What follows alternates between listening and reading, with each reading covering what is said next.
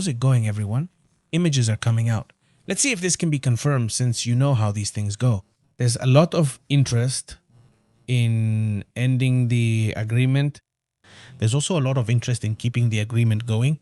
There are two very different views on what should be done in the Middle East regarding the conflict between Iran, the United States, and Israel.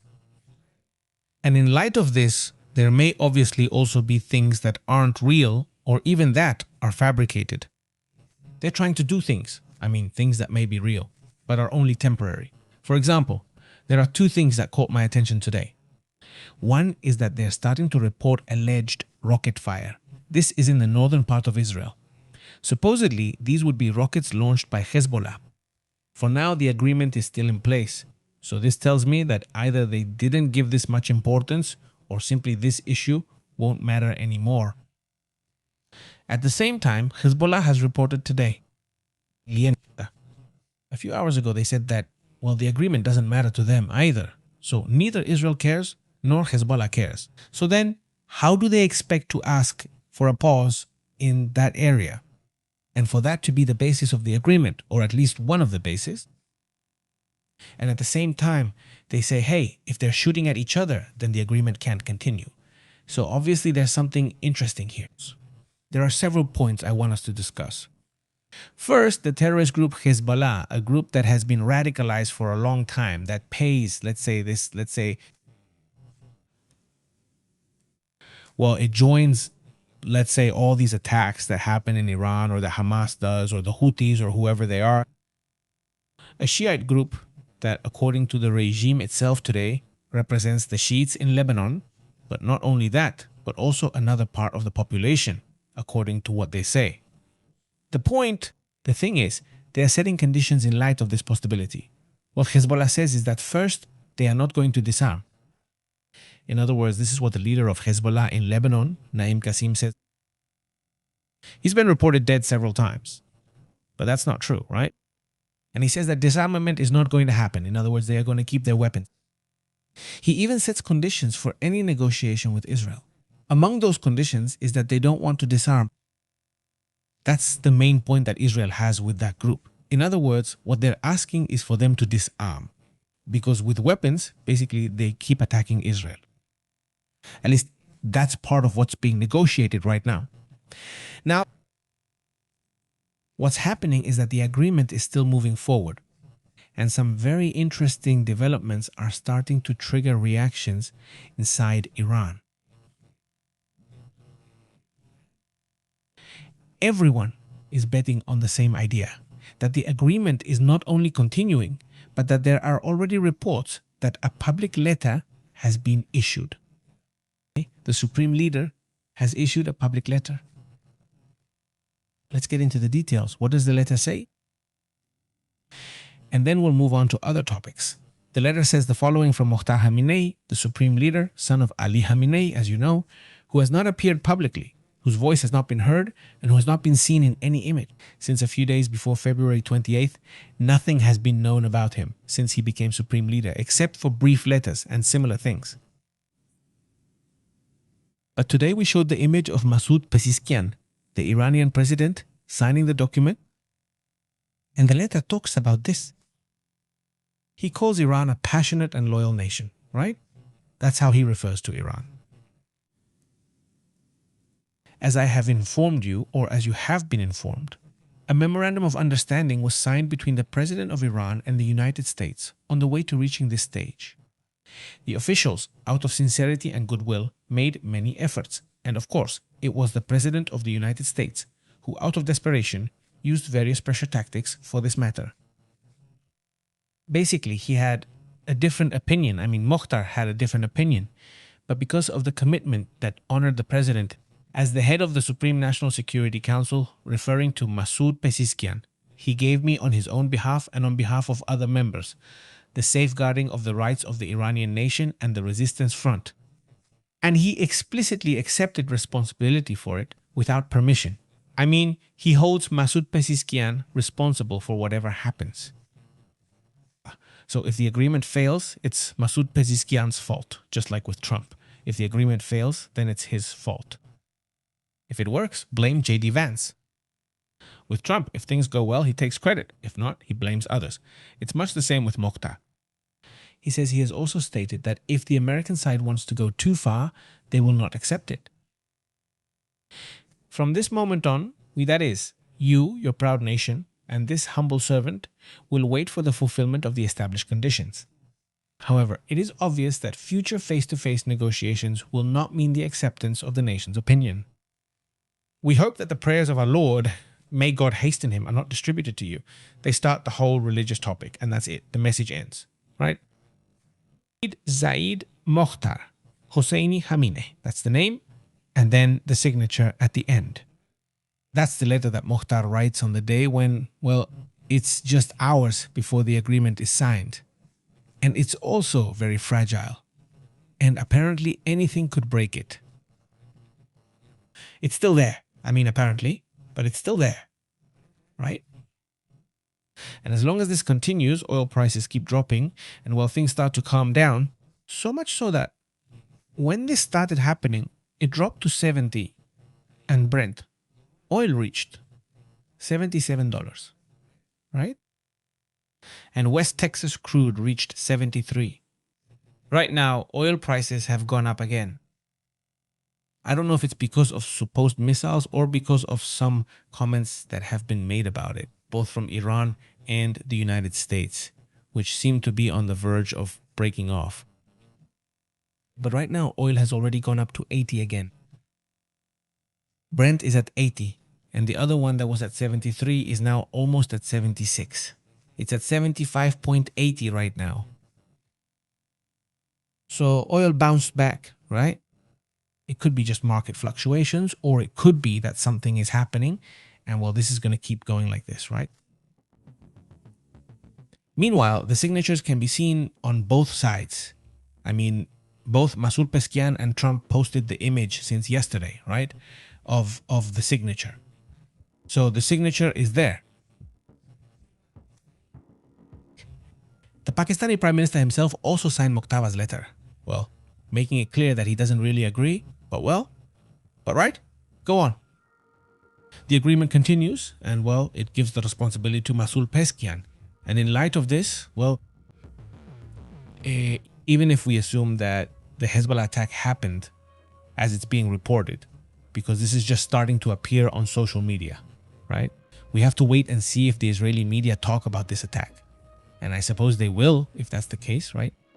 But at first, well, since there are already several images, and also Hezbollah came out to say that they are not going to disarm, that, well, in any case, they will follow the instructions given to them by the Iranians, right?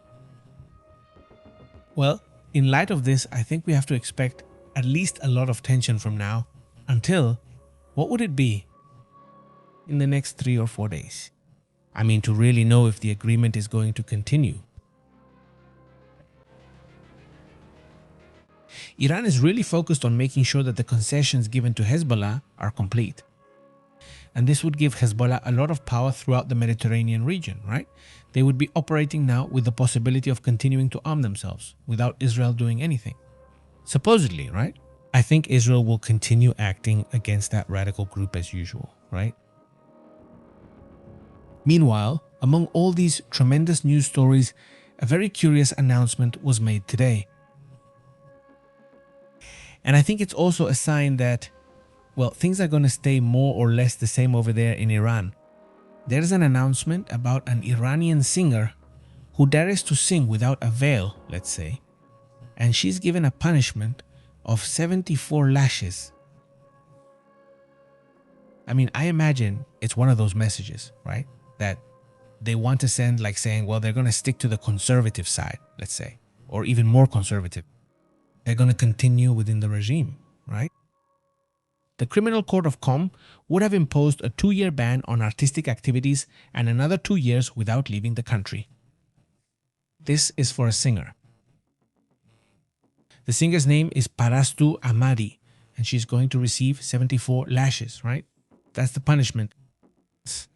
Lashes, 2 years without engaging in artistic activities, and another 2 years without leaving the country. That's for posting on YouTube a concert in which she appears without a veil. The sentence also applies to 8 members of her production team and musicians who participated in the recording. All of them will receive the lashes. All of them will be given these punishments. Then that's really harsh. And well, things remain the same, right? Basically.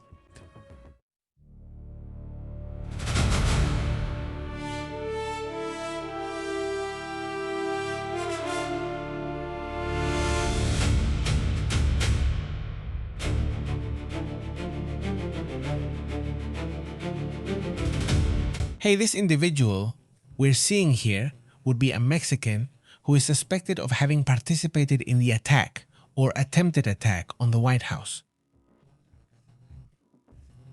They claim that he would be the alleged mastermind, right? It caught my attention when I showed you the names of the suspects here, that there was a Latino man and a Latino around there. It is now known that he is Mexican, of Mexican origin, an immigrant who was undocumented in the United States. He would be the suspect of being the mastermind behind the attempted attack that was supposedly going to involve snipers, drones, and I don't know how many other things at Donald Trump's event. The UFC Freedom 250 held last June 14.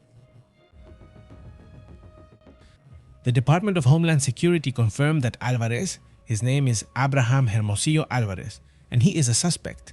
He is 31 years old and is suspected of having been the one who planned this. That's what they say, at least.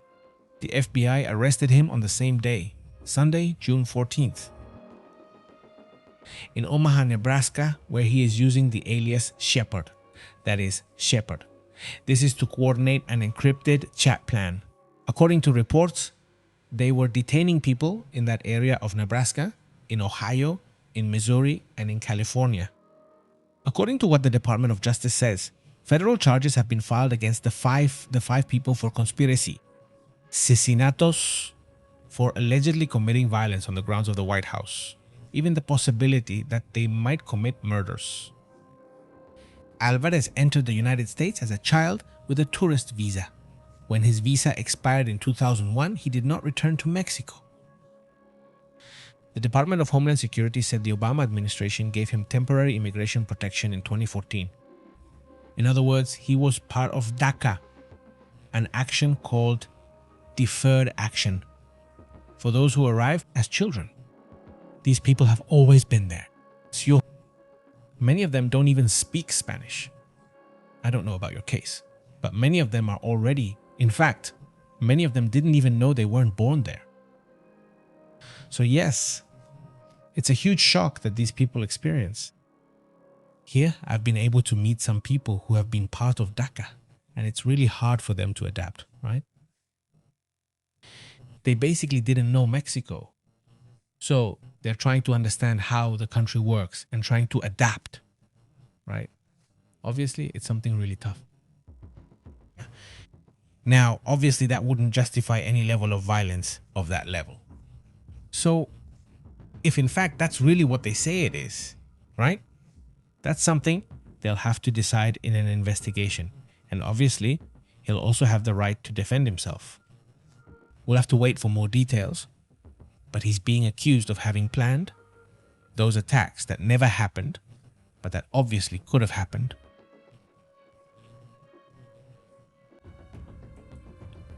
Another important matter as well. Let's move on to another topic.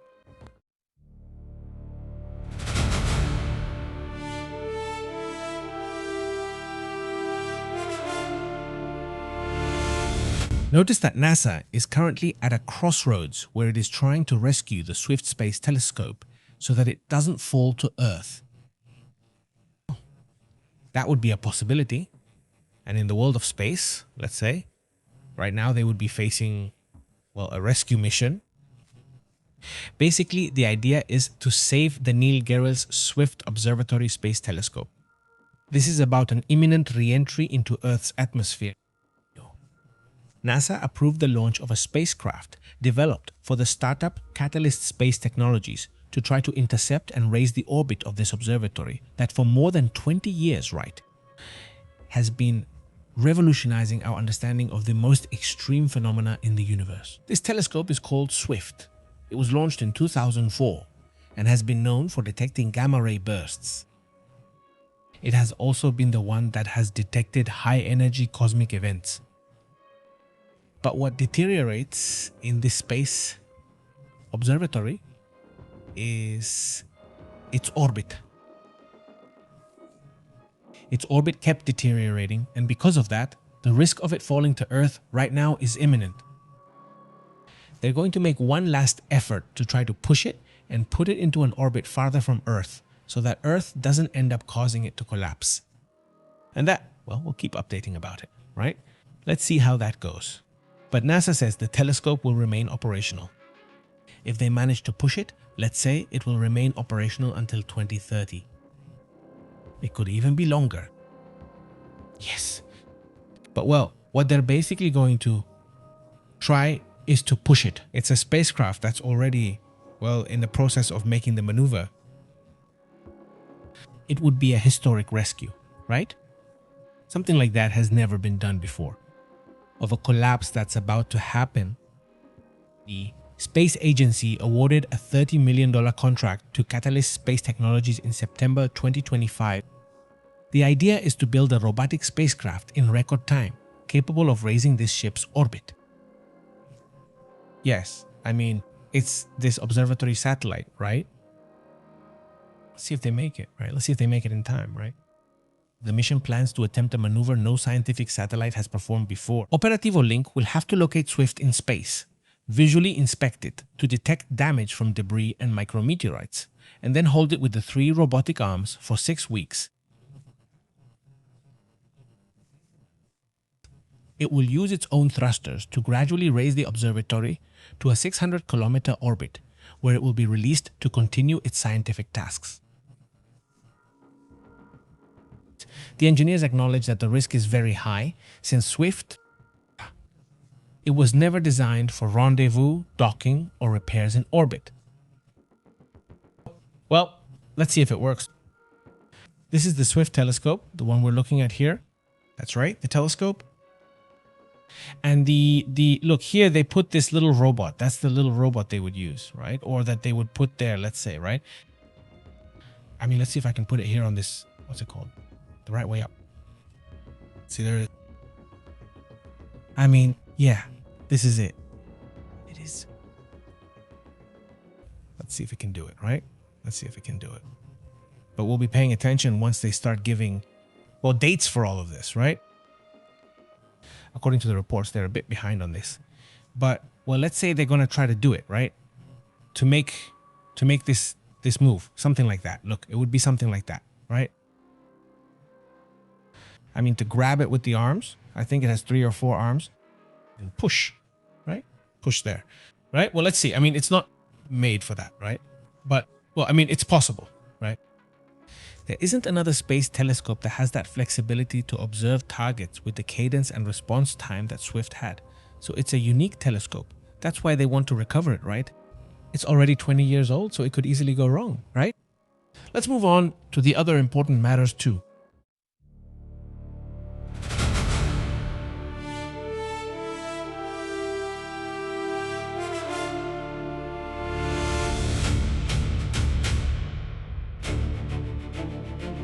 How have you all been? How have things been going for you? Thank you so much for sharing. Huge greetings to Edilcia Blanca. To Adilson Deborah. How have you been? Big greetings.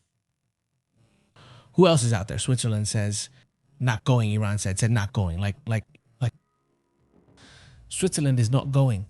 I mean, the thing is that a moment ago, the Prime Minister of Switzerland came out to say that everything was still on. I mean, that it hadn't been cancelled.